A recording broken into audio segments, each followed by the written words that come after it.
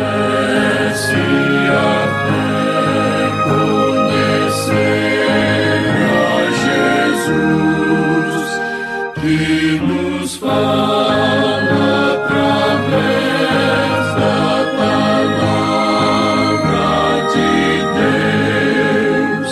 Apresentamos Através da Bíblia, o programa que leva você ao estudo sistemático e detalhado do livro dos livros, a Palavra de Deus. Estes estudos são de autoria do Dr. J. Vernon Magui e apresentados pelo pastor e professor Itamir Neves. Convidamos você, ouvinte, a acompanhar esta jornada através da Bíblia. Querido amigo, estamos iniciando mais um programa da série Através da Bíblia. Nesse programa, o nosso objetivo é conhecermos mais profundamente a Palavra de Deus e o Deus da Palavra. A cada encontro desejamos expressar publicamente a nossa gratidão a Deus pela especial oportunidade que Ele nos concede de desvendar os tesouros da sua Palavra. Desejamos também agradecer a você pela sua sintonia conosco. Desejamos compartilhar com você as suas necessidades, mas também as suas vitórias e as suas alegrias na sua vida pessoal com Deus. Fazemos isso através das correspondências que chegam até nós. A pergunta é, você já escreveu para nós?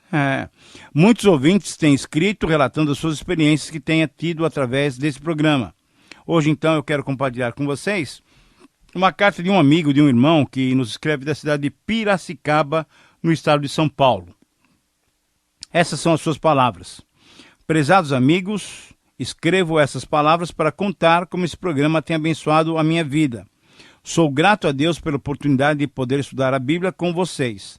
Tenho usado alguns dos seus programas nos estudos que faço com o grupo de jovens da minha igreja. Querido amigo, muito obrigado por compartilhar sobre o valor do nosso programa e como ele tem ajudado você e outros irmãos. A nossa intenção é exatamente essa.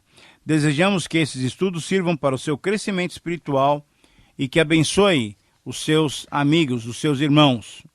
Agradecemos a Deus por Ele nos usar na edificação do corpo de Cristo. Por isso eu quero convidá-lo a juntos falarmos com o Senhor sobre esse alvo que temos de estudar toda a Bíblia e também pedir a sua orientação para o programa de hoje. Vamos orar. Pai querido, muito obrigado por tua misericórdia, por tua soberania e pelo teu amoroso plano para conosco. Obrigado, muito obrigado mesmo, Senhor, pela tua presença conosco, pela sua onipotente mão sobre as nossas vidas. Obrigado porque nós podemos ter também, da parte do Senhor, a iluminação do teu Espírito para podermos entendermos a tua palavra.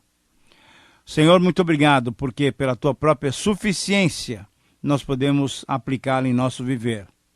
Pedimos-te a tua bênção e oramos em nome de Jesus. Amém. Fortalece a fé, conhecer nosso Deus.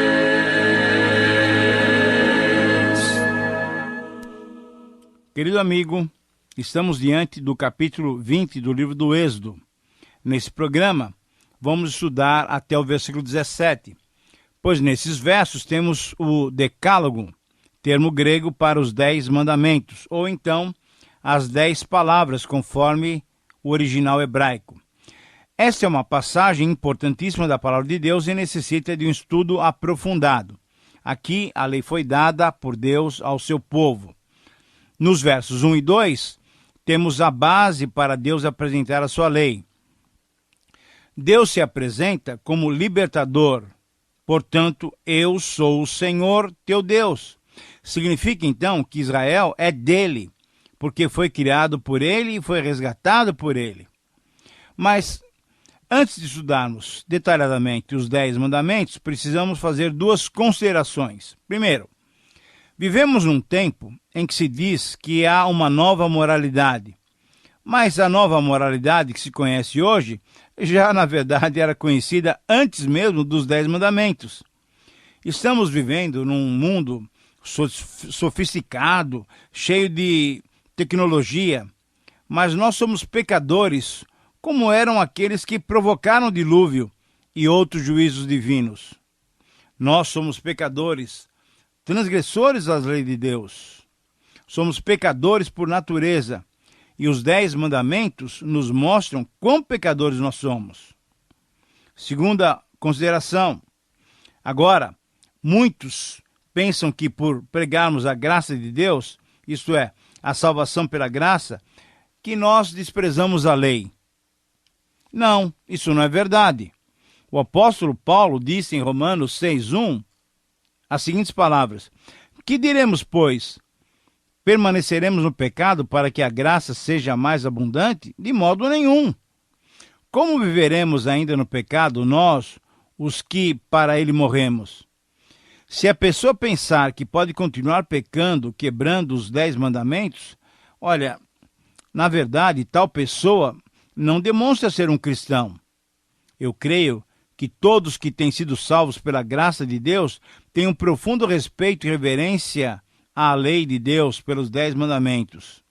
Mas afinal, o que é lei? Antes de entrarmos ainda nos 10 mandamentos, vamos definir essa pergunta, vamos responder essa pergunta através de 5 verdades. O que é lei? Primeira verdade. Alguém já definiu a lei como sendo a transcrição da mente de Deus. A lei é a expressão da mente de Deus para que saibamos o que Ele deseja e o que Ele requer de nós. Na lei temos a vontade de Deus para com o homem. Temos na lei a natureza e o caráter de Deus. Ela é a expressão da vontade santa de Deus. Isso quer dizer que Deus requer a perfeição da parte do homem. Requer obediência perfeita. E isso quer dizer que a nossa vida precisa ser pautada por esses princípios.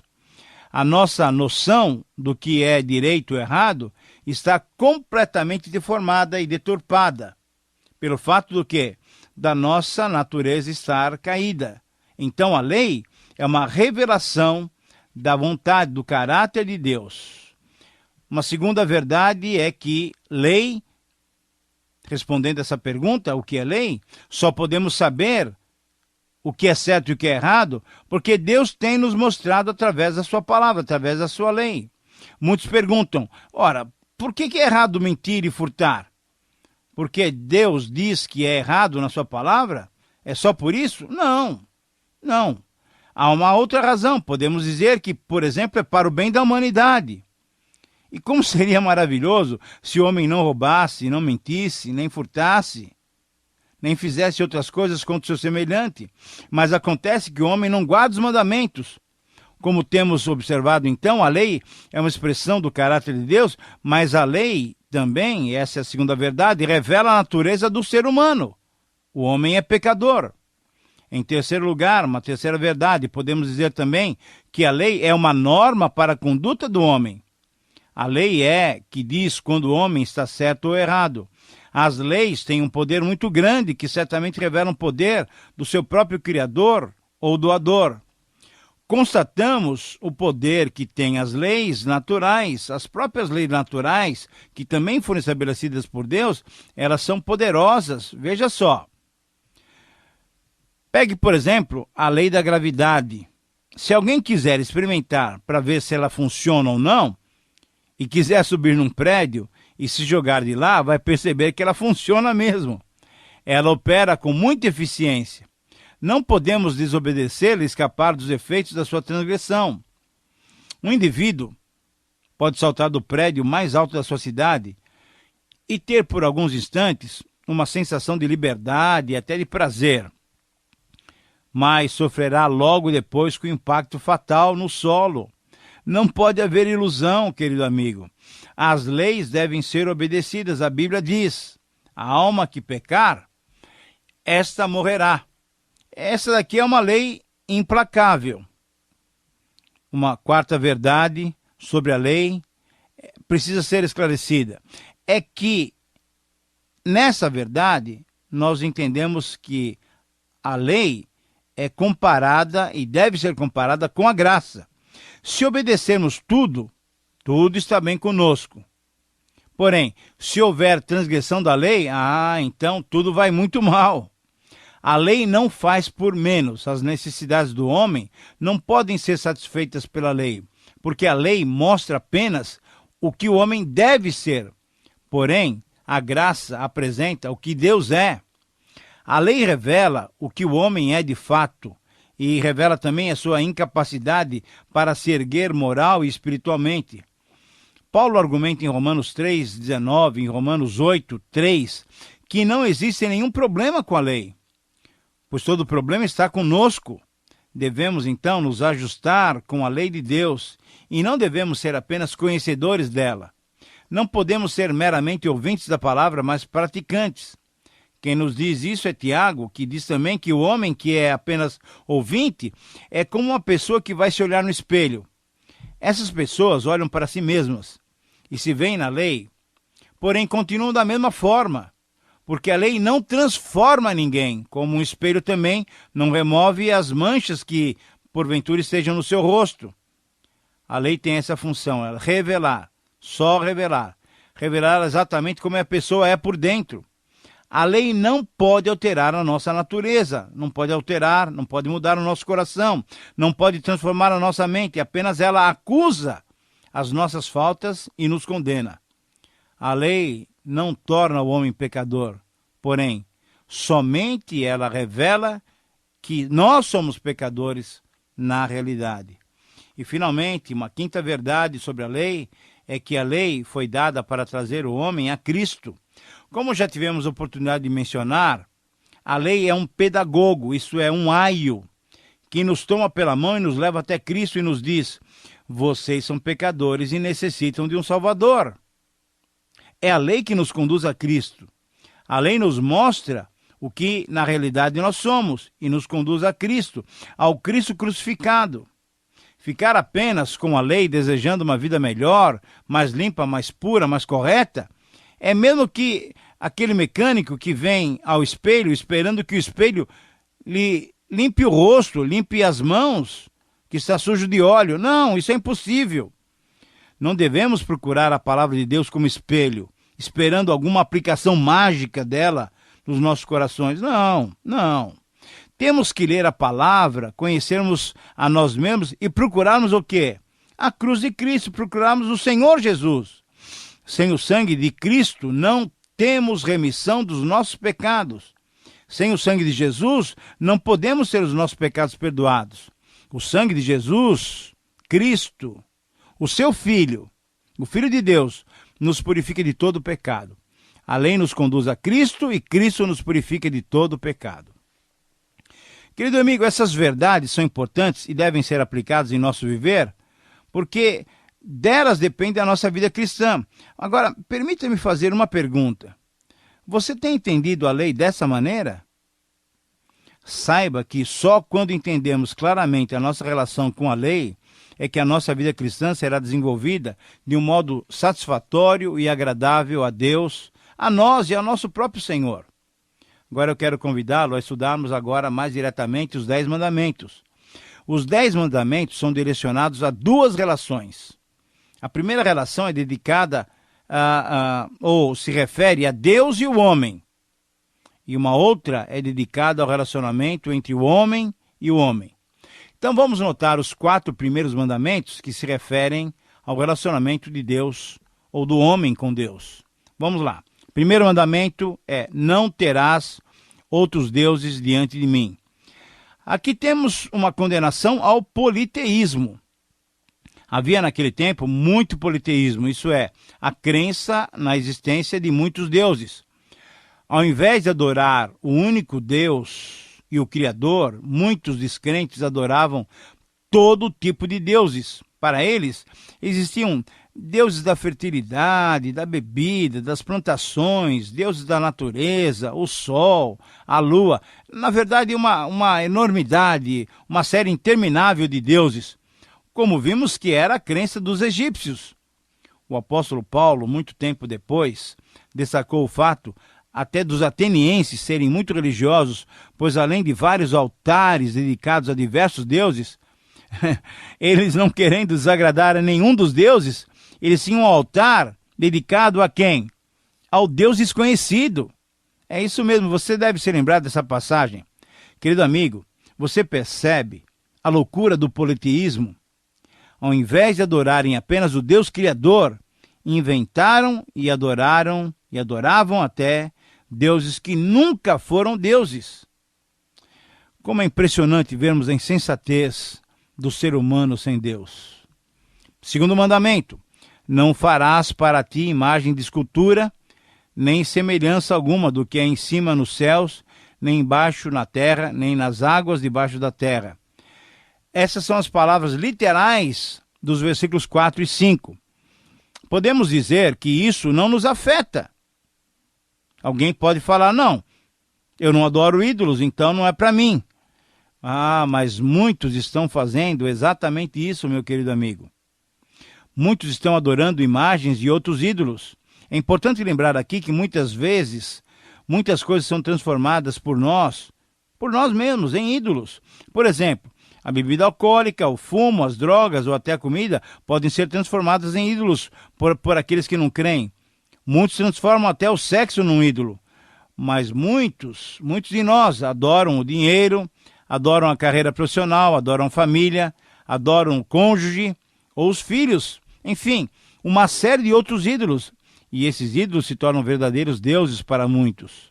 Tudo aquilo que ocupa o primeiro lugar em nossas vidas, a tudo que damos o lugar de prioridade, de importância exagerada em nossas vidas, se transforma em ídolo. E Deus diz: não farás para ti imagem de escultura. Deus rejeita as imagens, sabe por quê? Porque ele se revela a si mesmo. Ele não quer e nunca quis ficar sujeito à imaginação humana que queria representá-lo de alguma forma. Deus, no tempo certo, iria revelar-se. E de fato ele se revelou, se mostrou como ele é, na pessoa do nosso querido e amado Senhor Jesus Cristo. Jesus é a verdadeira imagem do Deus invisível. Terceiro mandamento: não tomarás o nome do Senhor teu Deus em vão, conforme o versículo 7. Aqui nós vemos Deus condenando a utilização do seu nome santo, como uma fórmula, veja só, uma fórmula mágica, ou até um fim perverso, como enganar, blasfemar, jurar falsamente, principalmente jurar falsamente usando o seu santo nome. Em nossos dias, a blasfêmia tem sido usada sem se dar conta de que se está blasfemando. As piadas de mau gosto envolvendo o nome de Deus têm sido constantes. É errado tomar o nome de Deus em vão, porque Deus é Deus. Ele é santo. Muitos não sabem conversar sem cometer esse pecado, profanando o nome de Deus. O vocabulário de muita gente está cheio de palavras profanas e blasfemas. Mas ao mesmo tempo em que falam mal uns dos outros, eles também usam o nome de Deus de uma maneira muito errada. O Senhor Jesus nos ensinou, quando nós oramos, devemos santificar o nome do Senhor. E o próprio Senhor Jesus santificou o nome de Deus ao morrer por nós, conforme nos diz a passagem de João 12, 27 a 28. Quarto mandamento agora, vamos ver. Lembra-te do dia do sábado para o santificar. Esse é o último mandamento referente à relação homem-Deus. Conforme os versículos 8 a 11, agora temos o sábado, que foi dado à nação de Israel como um modo incomum até. Deus disse que aquele era um concerto entre ele, Deus, e os filhos de Israel. O dia não é importante. Depois de tantas mudanças de calendários na história, é impossível se saber hoje qual de fato era o sétimo dia ou o sábado. Mas eu penso que isso não é o mais importante. Não faz diferença. Conquanto que se guarde um dia por semana. Entre 7 dias. Nós reconhecemos o domingo como o primeiro dia da semana, o dia em que Jesus ressuscitou, como nosso dia de descanso. A ordem é para que tenhamos um dia de descanso, e essa ordem está fundamentada, veja bem, querido amigo, na ordem da criação, porque de fato o Senhor Deus descansou no sétimo dia, e na ordem da redenção, porque o Senhor ressuscitou no primeiro dia da semana agora. E essas duas fundamentações trazem a imagem de Cristo como Criador e Redentor.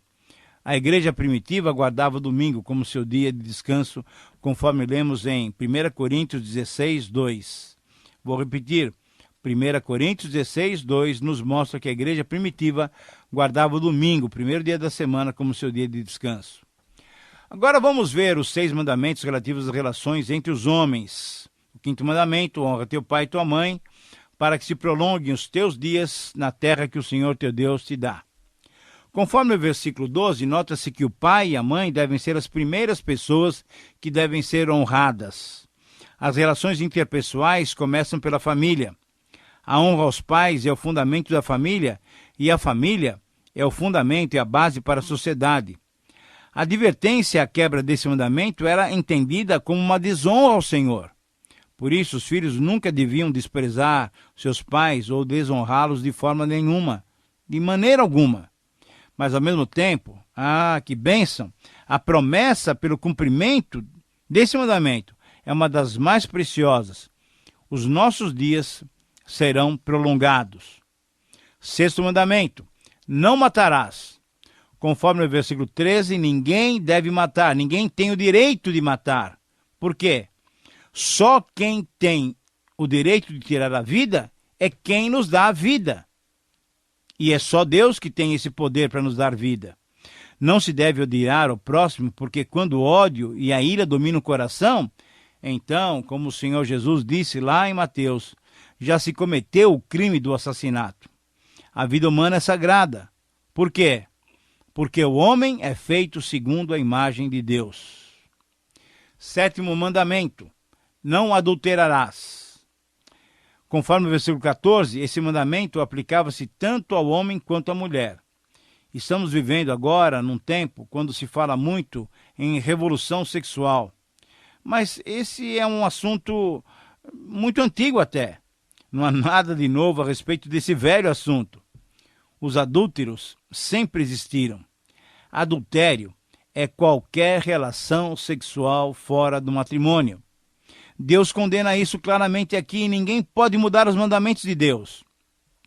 Esse mandamento ainda está de pé, em plena vigência, como os demais, e deve ser respeitado, pois ele também é um pecado contra Deus, conforme lemos a expressão de José em Gênesis 39, 9, quando a mulher de Potifar queria que ele se deitasse com ela. Vamos para o 8º mandamento: não furtarás. Conforme o versículo 15, esse mandamento objetivava preservar a comunhão da comunidade da aliança.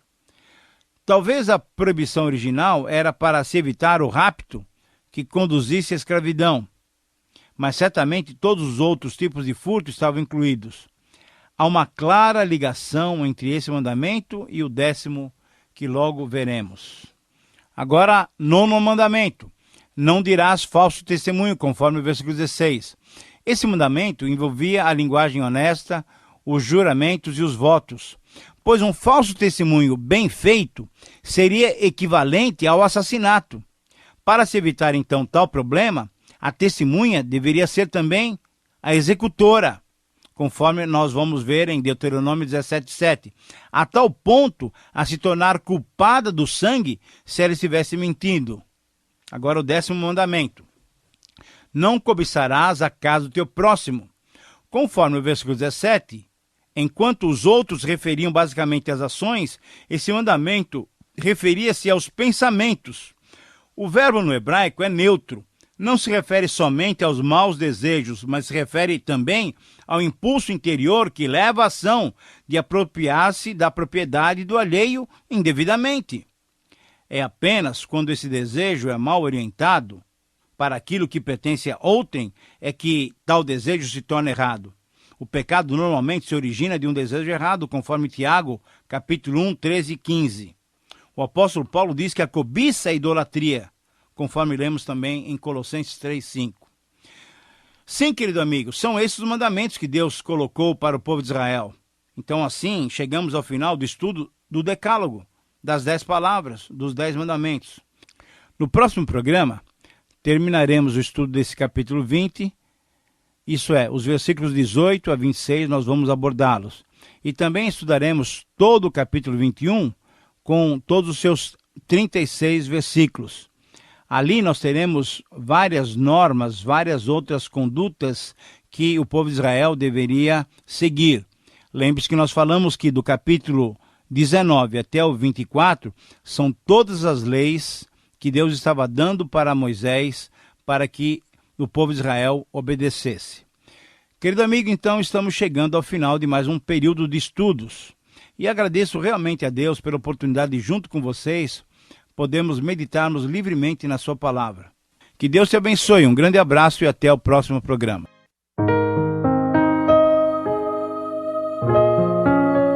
Terminamos mais uma apresentação do programa Através da Bíblia. Esperamos que você nos escreva, dando a sua opinião sobre o que ouviu. O nosso endereço é Caixa Postal 18.300, CEP 046-26970, São Paulo, capital. Ou pelo e-mail atravesdabiblia@transmundial.com.br. Este programa foi produzido nos estúdios da Transmundial.